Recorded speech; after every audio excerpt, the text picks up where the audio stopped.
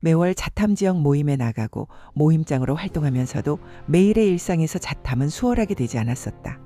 물론 자탐으로 나에게 큰 괴로움이었던 업장들은 해결해 왔기에 자탐의 위력을 알고 자탐을 생활화하고자 하였지만 항상 무언가 미진하고 정체기인 듯한 느낌은 떨칠 수가 없었다.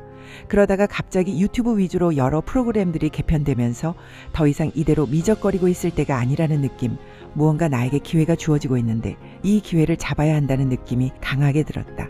그중 자탐 챌린지는 매일의 일상을 자탐으로 점검하고 선생님께 피드백을 받을 수 있다는 점에서 나의 자탐을 올바른 방향으로 설정하여 갈 수 있겠다는 생각에 바로 신청을 하게 되었다. 예전부터 궁금했지만 잘 풀리지 않았던 문제들에 대해서 그리고 현재에 느끼고 있는 여러 감정과 생각들에 대해 자탐하고 합일되면 되는 대로 합일이 되지 않으면 되지 않는 대로 자탐을 해나갔다. 고백하건대 그렇게 자탐을 한다고는 했지만 중간중간 개인사를 핑계로 일지 작성을 빠뜨리기 일쑤였고 생활 반경이 직장 생활을 하지 않아 집, 가족, 친구 몇 등으로 제한되어 있기에 자탐거리가 떠오르지 않는다는 핑계도 많이 됐던 것 같다. 그러나 나뿐 아니라 자바님들의 사례와 피드백을 들으며 많이 깨지고 깨달음 또한 있었다. 그중 가장 기억에 남고 또한 나의 자탐에도 큰 변화가 있게 된 계기는 바로 자아의 대전제를 바로 봐야 한다는 선생님의 일침이었다. 아, 맞다. 내 자아가 가지고 있는 대전제 중 거짓관념들이 얼마나 많을 것인가 막연하게 와닿으면서 또한 뚜렷하게 가지고 있던 엄마에 대한 화두가 떠올랐다. 엄마에 대한 대전제가 잘못되었네.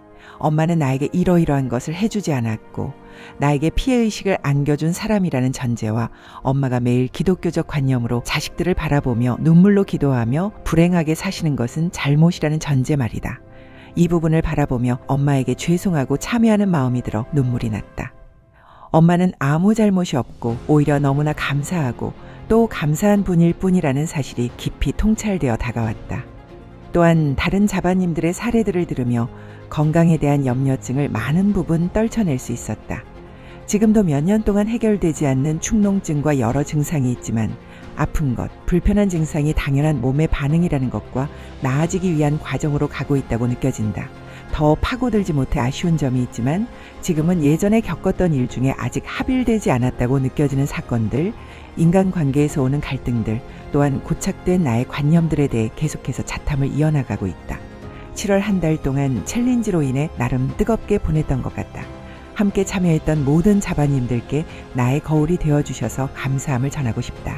그리고 우리에게 우주의 원리와 법칙을 밝혀주어 본성으로 가는 가장 빠르고 정확한 내비게이션이 되어 인도해 주신 복성 선생님께 지극히 감사한 마음이다. 단언컨대 복성 선생님의 안내가 없었다면 이 모든 본성으로 가는 여정이 너무나 험난하고 어려웠을 것은 불을 보듯 뻔한 일이었을 테니 말이다.